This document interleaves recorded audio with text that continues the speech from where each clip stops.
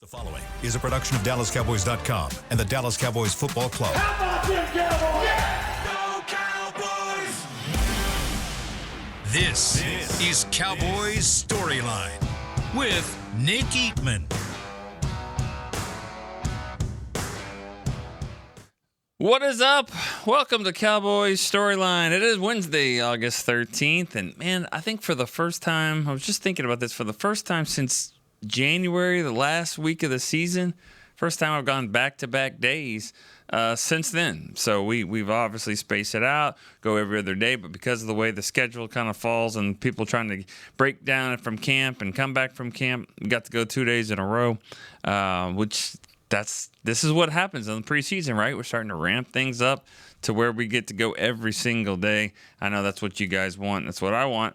And that's what we're getting to do today. So get a chance to talk to you guys a little bit. A couple of callers already on the line that I don't believe called yesterday. So that's good. We're trying to space it out as much as possible. But, let's get right to it. I mean, we know the drill. We know what's going on. We got a game coming up this Saturday at AT&T Stadium against the Baltimore Ravens. I would expect to see more players in this game than we saw before. Maybe a little bit of the starters in some positions, not all, but some. And like always, selfishly, you want to play the backups and a little bit of the starters, and you want the other team to play all their starters so you can get the best evaluation, especially with a team like Baltimore. So we'll see what happens. Let's get started here. Let's go to Anthony in Miami. He's first. What's up? Nick the Quick, what's up, my guy? How you doing? I'm doing pretty good. How you doing? You back in Texas, man? Everything squared away? Wifey, kiddos, everything good? Everything's good. Kids at school doing their thing. Yep. College, kindergarten. I know that's what I'm talking about. I know you're the man for the job, Nick. Hey, let's shout out Paul, man. Paul, you might not be no Cal, you might not be no C Beamer, but you Let's go. That's right. Hey, Paul. Hey, I'll give him credit, man. Yesterday he was like, "Ooh, that phone line thing. That's kind of tough." Chris, he was giving Chris props. Today he was kind of like, "I want this phone line. Let's go. Let's do it." He was pumped up, man. Oh, he wanted it. He had me. He got me. He got me squared away. So we good on that. Let's look at some things right quick. Let's bounce home to this thing. All right, Joe Milton. Everybody, Joe Milton. There's Joe Milton. We know Joe Milton was a talent, but he was erratic. We knew that already. Yeah. Now you take 2 plays from that game, and if Joe Milton makes the bomb, which the guy's open by 5 yards, Mingo. So you made Mingo.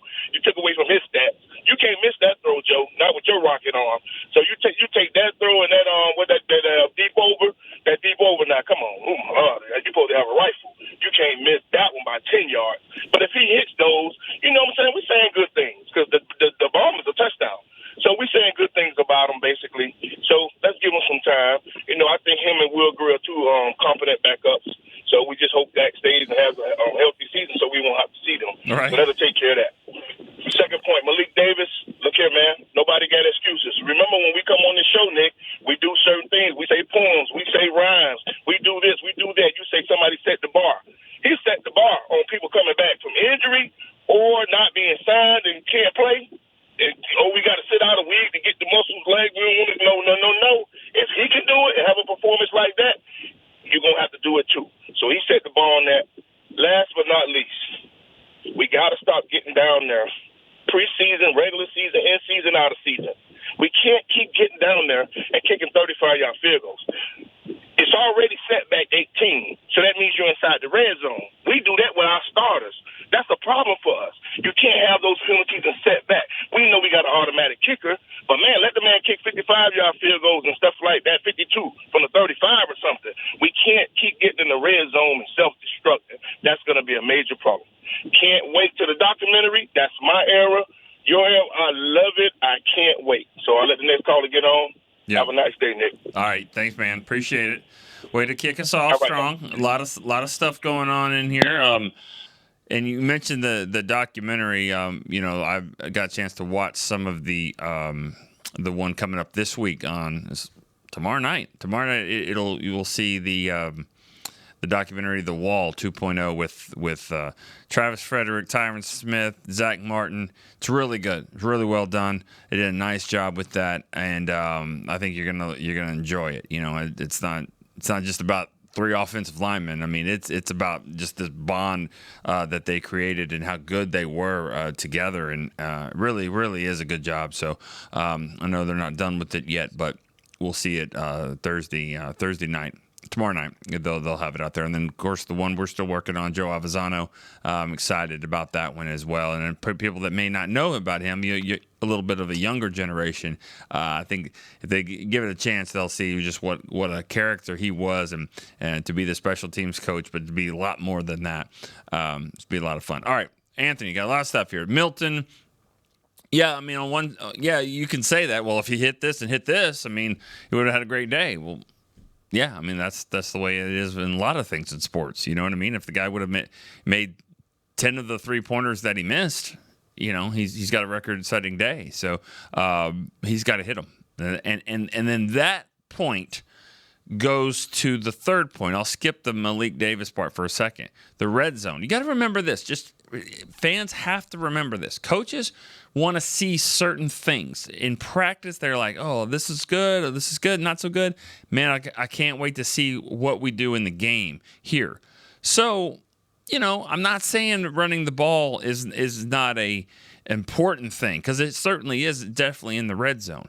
But if Maffa gets a touchdown here, or Malik Davis, or whoever else runs the ball, like that's good to see, and that's good for the offensive lineman. But you also want to see, can Milton make this play? Let's throw the ball down here a little bit. I want to see him make this play.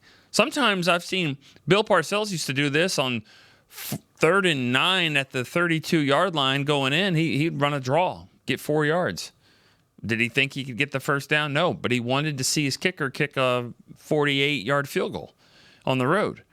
There's things that coaches want to see that you're looking at it, and everyone's looking at it like score a touchdown. Did they score? They didn't score in the red zone. Well, that's a fail. Well, true, but are you giving everything that you want to see? Are you showing all of your best plays? I mean, you know, you've got some 2-point plays down there. You got some plays from the 3-4 yard line, or you just want to run a fade and hope the guy makes the catch and all that. So I get it. You can worry about the red zone, but it's kind of like special teams, like in preseason. You're just trying to kind of survive and get through some of these things. It's still too early for panic. And Malik Davis, to me, that's an example for life. That's not just an example for being a football player. That's saying, hey, be ready. Be ready for the phone to ring. That's what we all have to do in our life. You know, different jobs. I say that sometimes if I ever talk to students that ask me about getting this job. I mean, I'm sorry, the Dallas Cowboys aren't just going to come calling. I got lucky. The Yankees aren't just going to say, hey, we need you to do this. But just be ready for your opportunity. When you are, be ready to jump on it. Malik Davis, be in shape, be in football-ready shape without being on a football team, and you get signed and you go in and you do that.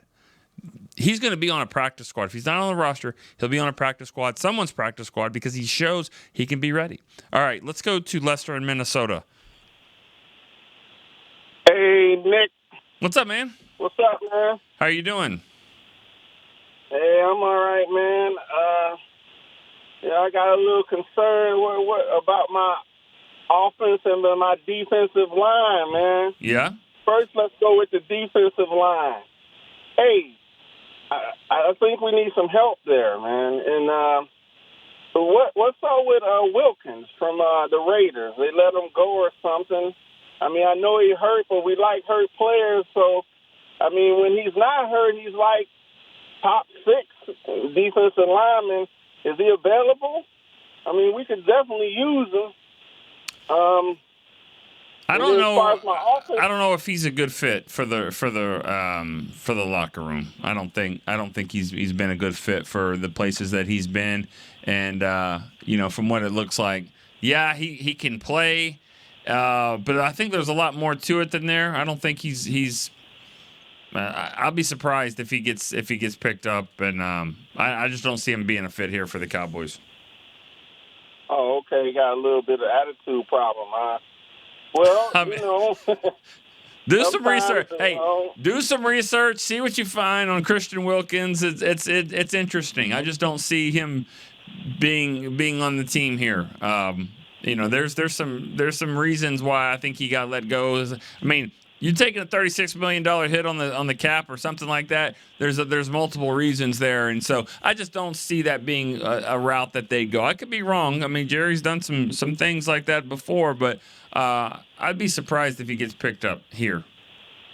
All right, I'll do a little research there because I know, we had Haley and a few other players before with some problems. What was his name? Hardy. The guy from the Bears, Lorenzo or whatever. But anyway, I'll do some research, man. My offensive line, I think we need to play some of the starters, man. Yeah. I mean, I don't think any starters played. I might be wrong, but I didn't see any starters in there. They need that. They need the practice too. They need the continuity, et cetera, and so forth, because they're one unit. They never come out when they go in. They don't come out. They don't switch them out during the game. They the same as long as no one's hurt. So you know how I am with my offensive and defensive line, and then I know how you feel about this, but I'm gonna say it anyway. I think we should play some more starters, including Dak, even if it's just one series, to get them out there. And also, man, where's my running game? I thought we was going to be a physical team. I know it's only the first game or whatever. Maybe our coach is looking at different things. But to be physical, man, you got to run the ball more than what they were doing. Yeah. All right. All right, Lester, appreciate the call. We're gonna keep it moving here. My thoughts on the offensive line, running game. I feel like thanks for the call, Lester. Appreciate that. All right, got to get that line open so we can get another call in. 888-855-2297. That is the number to call. We're back at our regular number here and back at our studios at the Star. I almost said Valley Ranch. I'm not sure why. That's only been 9 years. The offensive line, like this whole debate on playing the starters versus the backups. I'm with you about wanting to see it, but I don't. The risk reward is not there for me. It's just not. Think about it like this. How long do you think it's going to take if a guy plays? I mean, you're asking for a series or two. Is that really going to change much? They don't play till September the 4th. But if you think it is, cool. But how much? If say the guy Dak doesn't get that, when are they going to be? When is he going to be back to like normal? Okay, just because he didn't get any work in the preseason. When do you think that is? A week? 2 weeks? Do you think by the second game they'll be good? Okay, that's I'll give you 2 weeks. 2 weeks, not till week 3. All right. I mean, you certainly can't go 0-2, but my point is that by not playing them in the preseason, it could take a week or two, maybe even more than that. But what if they do play and they get hurt? What if it's an injury that's not a week or two? What if this is a season-long injury? We've seen it all around the league. Torn ACL here, torn Achilles here. I mean, the Cowboys had some players with a neck injury and out for the season. So all I'm saying is that the risk versus the reward, not playing the guys in the preseason, you're saying maybe the first game or maybe the second game they're not going to be at their best. And you can't guarantee me that playing one series here against Baltimore is going to make Dak ready to go like he's never been before against Philly. I don't know if I believe that. I just think it's not going to be more than a week or two, and you can't guarantee me that any injury that happens is only going to be a week or two. I mean, so when you weigh that in there and the lack of depth that they have, I'm sorry, I have to be at full strength against Philadelphia, and I can't risk that. So that's what that would be my argument there. For the stars, for the star players like that. Now a guy like Tyler Booker, I think he could play some. And he's a starting guard, but I'm just saying for not ever playing football before, I'm okay with him getting out there. All right, let's go to Anthony in New Orleans. Anthony. Not as Leonard in New Orleans. But anyway, listen, a first-time caller but a long-time listener. My question is, should I be worried about if Micah Parsons, they're going to sign him? I think they will. And then the second thing, how do we look as far as running back? I'm not sold on the running back position. Can you enlighten me on that? Sure. Did you say you were from New Orleans or not from New Orleans? Yeah, from New Orleans, born and raised, but I've been a Cowboy fan since I was 7. Oh, all right. I hear you, man. And I'm 63. 63, okay. Well, all right, Anthony. Appreciate that. Thank you for the call. And Micah, talking about Micah in the running game. There we go. We got the here we go. First-time caller. There you go, Paul. I thought I heard it first, but I didn't hear the first part of it. All right. Born and raised in New Orleans, Cowboy fan. That's not easy. I mean, of course, because that's a passionate fan base there that you're dealing with the Saints. But the Micah situation, I think it's going to happen. I really do. I think he's going to sign. I think will get to the point where and let me say, all right, Anthony, you still there? Yeah, I'm still here. All right. Yeah. All right. I'll end the call here. Thank you for the call, Paul. Let's clear the line for that, and let me answer this off the air. Micah, I do believe will sign before the season starts, and if not, I think he's going to be there. I mean, he's going to come back and play, whether he's on a contract or he's not on a contract. But I definitely think he will sign, and they'll come to an agreement where he's going to be out there. He's not going to be missing game checks. So and he knows he can't be bad when he's out there. So he's going to get himself ready to go, get back here, ramp this thing up so he can be at full strength. And if he doesn't have that contract yet, he's going to prove why he should have it. So you can't go out there and say all this and hold out and then go and get one tackle and no sacks against the Eagles and they lose the game and then your leverage is not good there. So, all right. Let's go to the running back question. And Paul, can we clear the line, please? I still have Anthony. Thank you. So the running back question, it's the most debated spot probably because nothing is settled from top to bottom. If Phil Maffa went out and had 122 yards rushing against the Ravens and scored a touchdown, there would be some talk that he should start. I don't think that's going to happen, but I'm just saying we got a guy that might be on the team. Maybe he's going to be in the running back rotation. Same with Javonte Williams. Same with Miles Sanders. Same with Jaden Blue. Jaden Blue's going to be on the team. Maybe he's the starter. Maybe he's the third down back. Maybe Javonte Williams is the starter. Maybe he's the third down back. Maybe Miles Sanders is the starter, but maybe Miles Sanders isn't on the team. And then what about Malik Davis now? Is he going to be? I'm just saying, it's a very intriguing position, but nothing is settled at all. And I don't know if it's going to be in the just based off of preseason games. I'd like to see these guys run the ball, but if you're not going to play your offensive line for that long, then what kind of test are you really showing them? So we'll see. Not 100% sure about running back. And all that to be said, there could be a guy on another team that gets cut and released that's a better option than all of the guys I just mentioned. And that's a position where you can just go in there and say, run the football. Now, the pass protection is a big deal. You got to trust them there.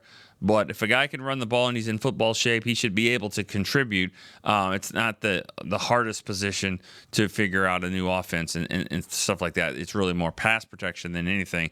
But it's wide open. Running back is absolutely wide open. I think there's probably 6 or 7 options there, and they've only got 4 or 5 on the roster. I didn't even mention Deuce Vaughn, but I don't see it. Hunter Lipke's going to be involved somehow. But for Deuce, he gets these chances. He maybe more than, not as much as some fans want to see, but he just doesn't do a whole lot with it. I just have a hard time thinking there's going to be a spot for him. All right, let's go to our next caller. We got Greg. He's in the Outer Banks. That's North Carolina and Southeast Virginia. This has got to be a first-time caller. Greg, what's up? Hey, man, I am a first-time caller. How are you doing? We go. So what state are you actually in? I'm in North Carolina. I'm in Kill Devil Hills, North Carolina, where the Wright Memorial is. Okay. You can see it out my window. Yep. Nice. All right. So I have North Carolina and Virginia written down here, so that's good. But definitely first time caller. I mean, we're only we're only an hour from Virginia. Most of the people from Virginia come down here to vacation. Cool. All right. Well, man, man. First time caller, what do you got? What's on your mind? Well, we talk about the offensive line and our worries there. I think that as the season goes, it's going to work its way. It's going to fix itself due to reps. Mm-hmm. I think our wide receiver room is pretty much set. We just got to figure out the fourth and fifth receiver. I think our linebacker core is set. We got to work on our corner force. But what our real problem, and it's been for several years now, is the one tech. And I think we need to accept reality and say the experiment is over and let Mozzie go. I think Mozzie needs to go, and I think Deuce needs to go. I mean, as much as you love them, it's just taking up roster spots, and we need to figure out, especially the one tech. We need to figure out the middle of the line because we cannot stop the run. We cannot stop the run, and we got to have some beef there. That we can't have people playing one tech and losing weight. I mean, it's just not going to work. Yeah, because Go ahead. Sorry. You look at Baltimore, and their offensive line. You look at Los Angeles and their offensive line. I mean, they just overpower you. And of course, you can work with that with technique, but still, when it comes right down to it, and you go to Philadelphia, and you got Henry running right down your face. They don't have to do anything else. They don't. I mean, they could throw the ball a few times, but it's just a matter of just handing the ball off, and there's nothing we can do to stop it. And we're just going to wear our defense totally out, and we don't even have backups for that. Yep, you're not wrong about what Philadelphia could do, and they got all these receivers and tight ends, but they don't have to do all of that. They're gonna establish the run right off the bat. Greg, did you have anything else before I address that, or? That's it. Okay. Well, man, thanks for the call. Good to hear from you. Always good to hear from a first-time caller. So call us back for sure. Glad that you're a part of the show. Thank you. All right. Okay. The Mozzie stuff, I'm kind of in between, I think, where a lot of fans are on experiments over. It's time to go. The experiment or having him be a starter, I think you got to look at other options. I don't think he's the guy there, like they wanted him to do. But has to go. I don't think he's counting that much money on the cap where you would, you're saving all this. Here's the thing. It's almost impossible for him to meet expectations at this point in his career. I mean, it's going to be really, really tough because you're a first round pick. And it's already two years where you just haven't done anything. And the expectations now are so low that when he doesn't get knocked off the ball or actually makes a play, you're like, whoa, everybody in the press box like, Mozzie, it's not what you want it to be. But I'll say this, on the flip side, here's a guy that it's not like Micah. Micah's had 3 different coordinators the last 3 years, and he just goes and rushes the passer and does his thing. And Osa's been good at it, and Deron Bland's had different, coordinators and all that. Overshown had some as well. But Mozzie, this hasn't been a good situation for a guy that not only has had 3 different schemes that he's been in with Quinn and then Zimmer and now Eberflus's scheme, but he's playing at different body weights. He's playing different positions. There's just been no consistency in his situation, and therefore there's been no consistency in his play. If that sounds like an excuse, that's not the intent. What I'm saying is there has been a lot of things that have changed in this defense. Some players have been able to adapt better than others, and it hasn't been that way for Mozzie. So he could stand to have a little consistency.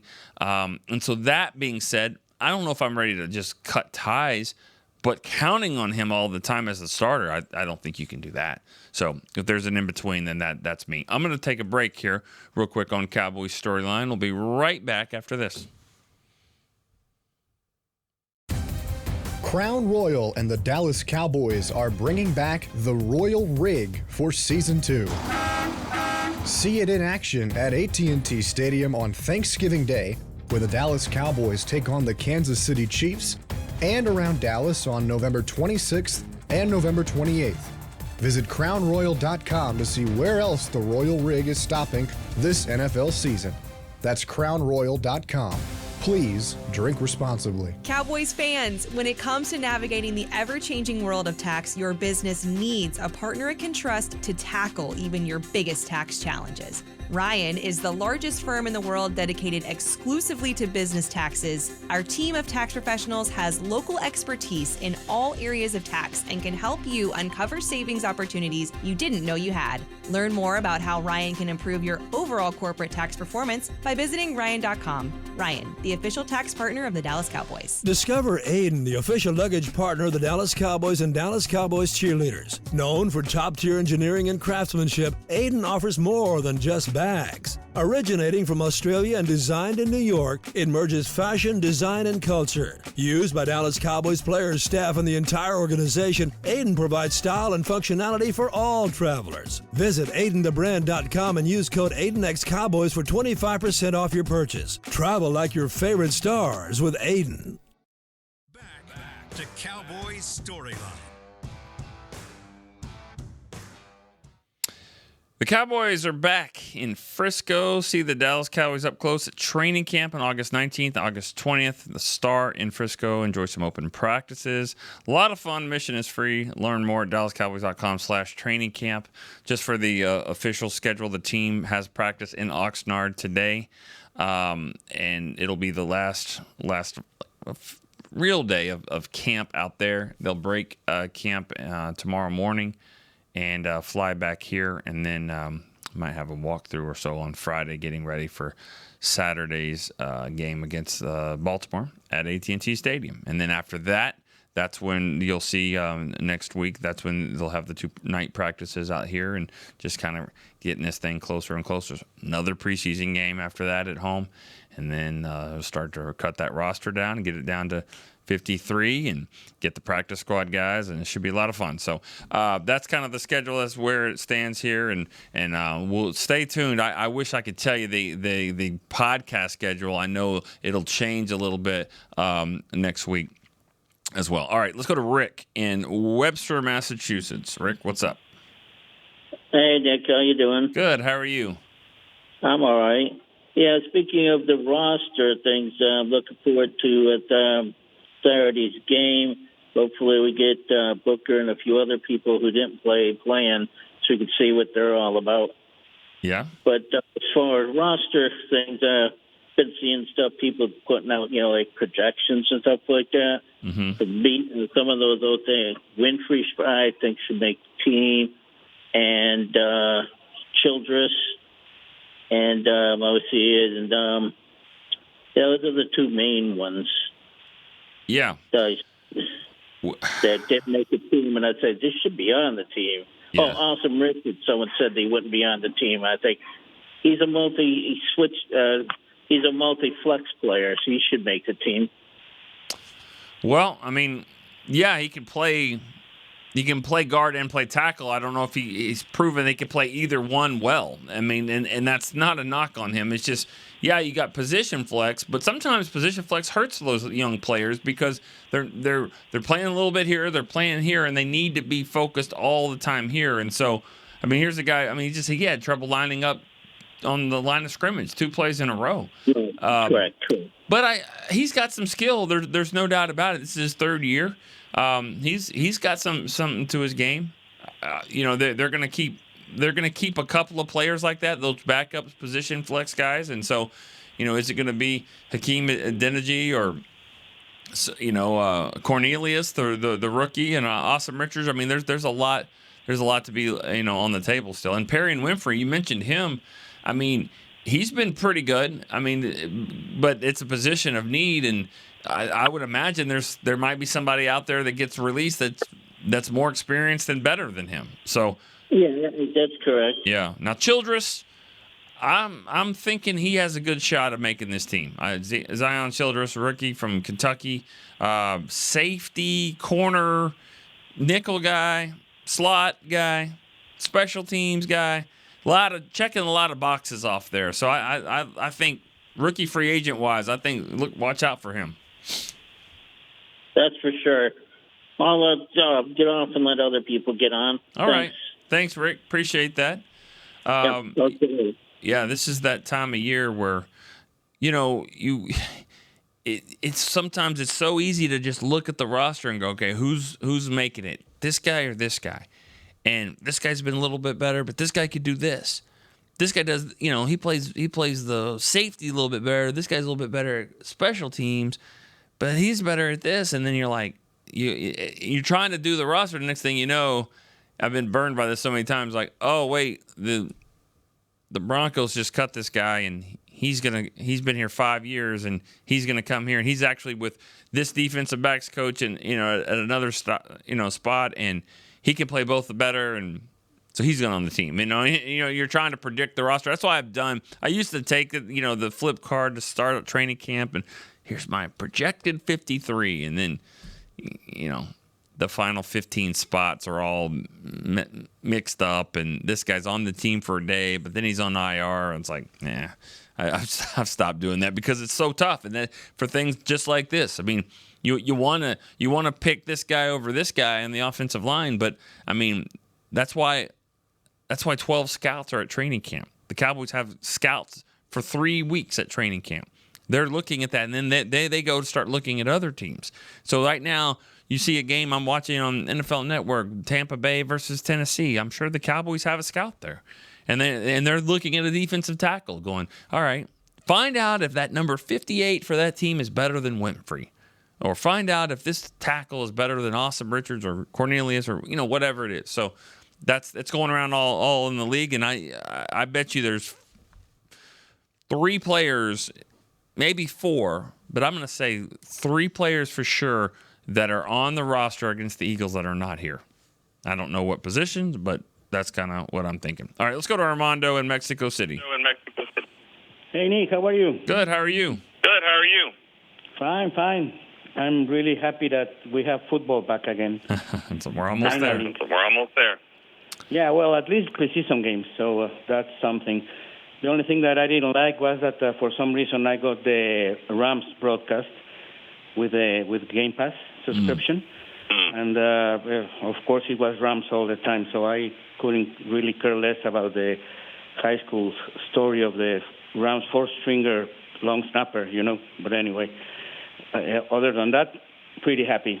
So who do you are expecting to really looking forward to playing this Saturday? Okay. Thanks for the call. I'm going to cut that off. We're having a little feedback there, so I didn't know if that was on the call or what, but I'll answer those questions. First off, on the part about the Rams broadcast, it's good that you got to see it nationally. That's what happens. They take the home team's feed. So if you get the same NFL, Game Pass, or these games are going to be live on NFL Network, you're going to get the Cowboys broadcast. You're going to get our people on there. I can't tell you who all is going to be on the sideline right now, or that's kind of up in the air. But I know that you'll see, our people that are there doing that game and the next one. So when you see the preseason games like I'm watching right now, this Buccaneers Tennessee game, which I guess was from last weekend, it says the Bucs Network on there. This is a home game, so therefore that's the broadcast you're going to get. So you're going to get the Cowboys. You'll get the Cowboys stories from the backup long snapper, which there isn't one on the team right now, but stories like that you'll get from the Cowboys perspective for the next couple of games. And then as far as another question you had, just guys that I'm looking forward to seeing. I think that I keep harping on it, but I want to see the running game. I want to see the running backs and the running game. So Tyler Booker, I'd like to see him out there. I think Cooper Beebe might. He's still a young player. He can be out there. I don't need to see Tyler Smith, but if they want to put Hoffman and Bass and those guys out there, and maybe even Terrence Steele run the ball a little bit with these backs. Because if you want to evaluate the backs, you kind of need to evaluate the offensive line and have a true test there. So one way or another, I want to see how they run the football. I don't want to see the first 6 plays, which just 2 series and no runs. I want them to run it, keep running it, have some success, and even get down in the goal line. I get there's things to evaluate, to see how the receivers can catch the ball and the tight ends making plays and the quarterbacks delivering, but I also want to see them run it and punch it in. So that's one thing I would like to see. All right, let's go to our next call. Chris is in San Angelo. What's up, Chris? Mr. Nick. How are you? Hey, good. Sorry, I just heard you. My bad. No, you're fine. Okay. Hey, good to see you back in studio in Frisco. First of all, thank you. And second, I had a thought. I know you're not on the coaching staff, but I was wondering if you think that it would be a good idea, or do you think it would hurt anything if the Cowboys maybe, they always talk about preseason is vanilla calling, and if maybe just they opened it up a little bit more for some of these players that are out there. Obviously, you can't show too much because Dak's not going to be out there, and hopefully CD isn't. And I'm not talking anything crazy like, the double reverse with Turpin and CD and a throwback to Pickens. But I'm talking about just opening up the playbook a little bit more to get these guys that are out there a little more of a situational type situation. You know what I mean? Yeah, I just think that's a slippery slope. That's one where that you don't need to see Turpin run the ball, but if they gave that type of play to Jalen Cropper, I mean, that's still putting it out there a little bit. You know what I mean? And so opening up the playbook, it's still opening up the playbook, regardless of who's doing it. And it is just a fine line where, do you want to give our guys the best chance to succeed, and you also want to expose the type of things we're trying to do. And that's the balance that Shoddy and this staff and all staffs have to deal with. And I guarantee you there's fans that say, I want to see more, and there's coaches that are like, why are we showing so much? And so you got to find that balance. You're not wrong, but at the same time, just putting the plays out there, even without the different personnel, I don't think is something that you're trying to do, especially for a new staff. You got to remember, we're gonna hear that term a lot that we've heard it the last few years. Was it unscouted looks? The Cowboys have more of that than Philly has. Now, Philly has a ring, and they're gonna have a banner, so we take that, but you kind of know what they're going to do more than the Cowboys are going to do.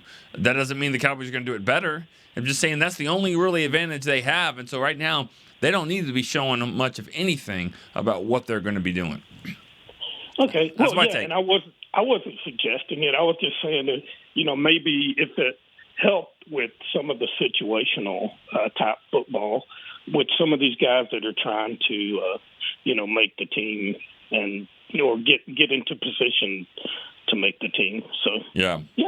Awesome. Well, again, that's just my opinion. I mean, everyone has a different theory on how they should handle this in the preseason and all that. And as I said in the previous shows, I said it maybe earlier today on I joined Cowboys Break, and I just kind of said that their success or lack of success in the first month of the season isn't so drastic that I have to say they're too rusty. They got to be out there. They've been good enough. Dak got hurt in 2020 with his ankle and foot, and he missed the whole season. And he comes back and didn't play anything in the preseason, and then he throws for 400 yards against the world champion Bucks, and they were 2 seconds away from winning that game. So that's one of those things where I feel like these guys will get themselves ready to play. Right on. Well, that's perfect. Thank you for answering me, Rick. All right. Nick. All right. No problem. All right. Being called worse, especially if you're going to rhyme it. Anyways, all right. There's a lot of times where we get callers, and I'm kind of like, is that a first-time caller? Maybe. And I'll ask it, and they're like, no, I called before. I'm like, oh, I'm sorry. I'm pretty sure that I've never typed in Spence from Alaska. Spence. Yes, sir. What is up, man? I am well, thank you. How are y'all doing? Well, let's pause because it's your first-time caller, which means...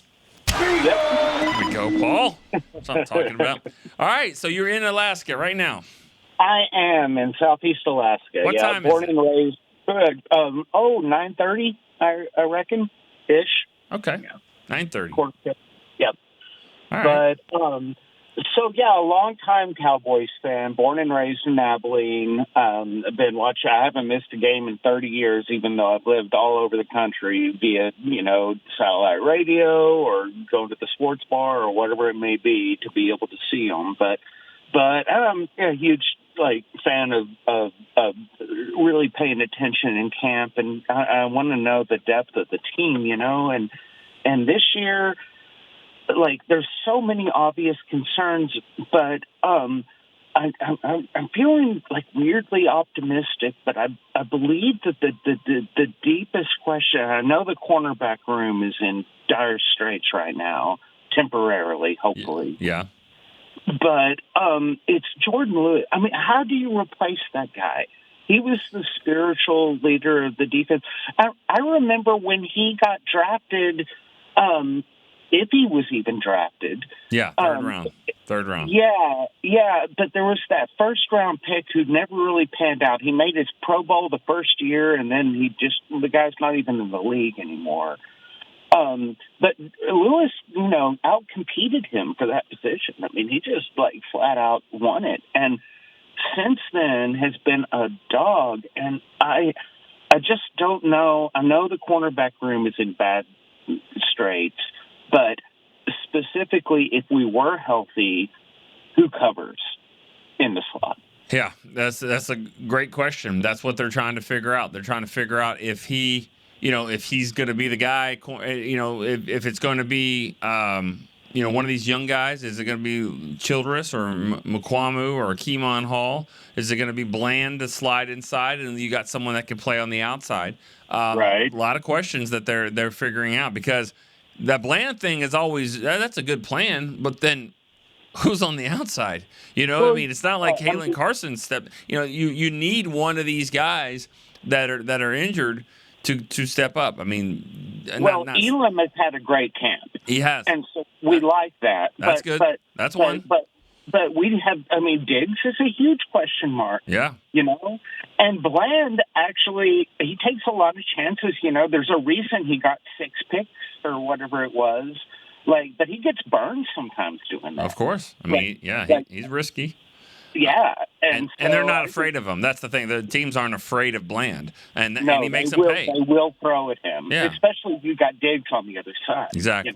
So huge question marks at corner. That's one of those positions. I said it earlier. There's 3 or 4 spots on this team that I think are going to be. There's going to be a player on this roster that from another team.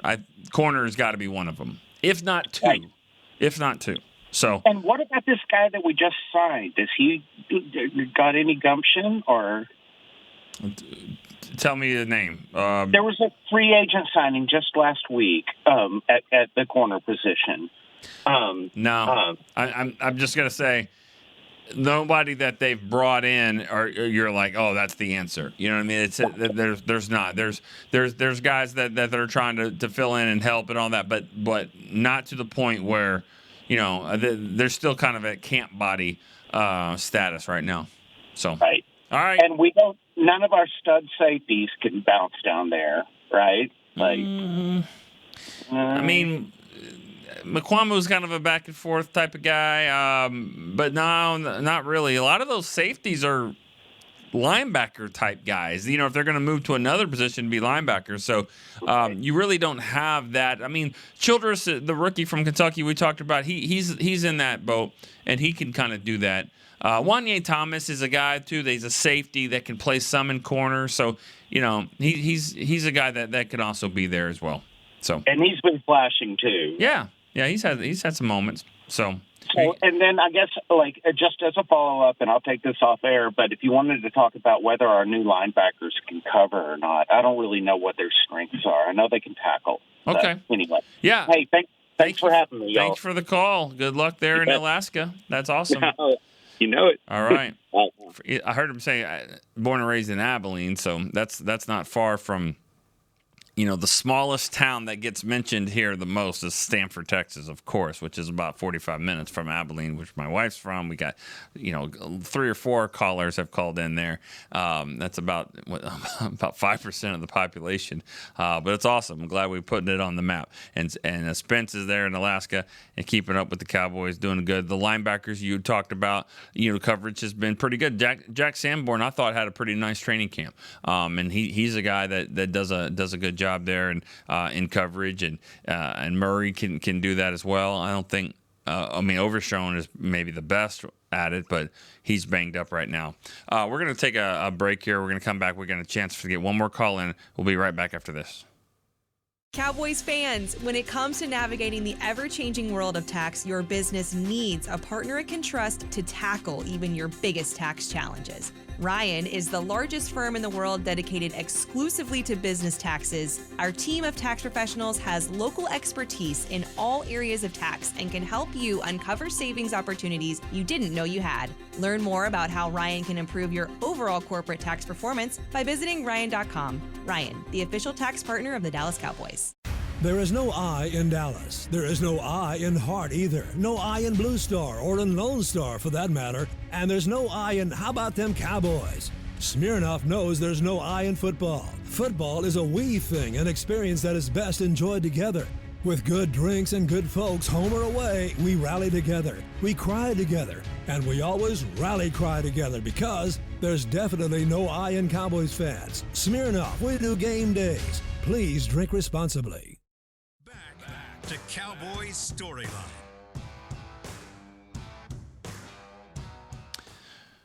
All right, back here on Cowboys Storyline, we got one final segment. We're going to take one more caller. It's going to be real quick here. The last caller will be Fernando. He's been holding for a little bit. Fernando in Miami. Fernando, what's up?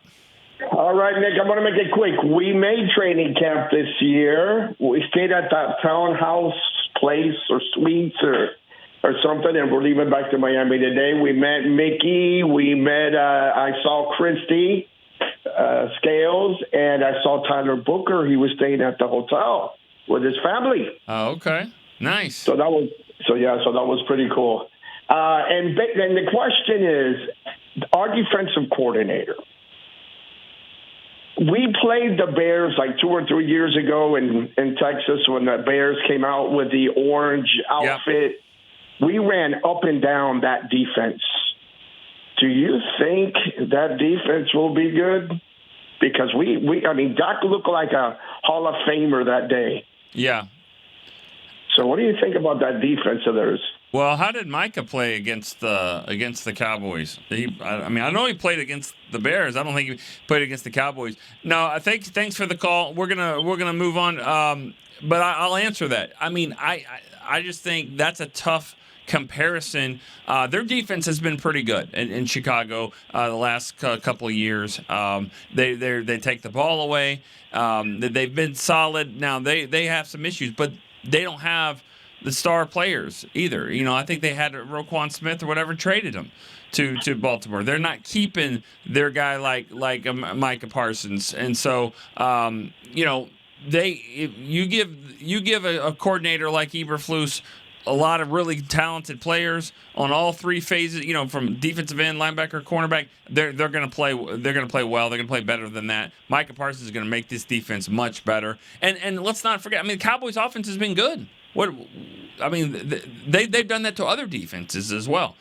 We've seen a lot of games where they've gone up and down the field with them. So that doesn't necessarily a knock on this coordinator. If that's the case, there's a lot of coordinators that are going to struggle in the NFL, just based off of that. So I wouldn't take that game into consideration at all. All right. Thank you for the call, Fernando. Thank you.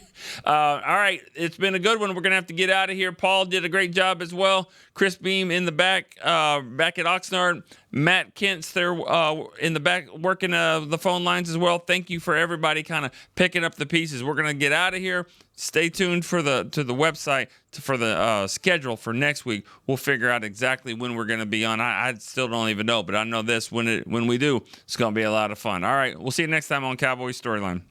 This has been a production of DallasCowboys.com and the Dallas Cowboys Football Club. How about this, Cowboys? Yeah!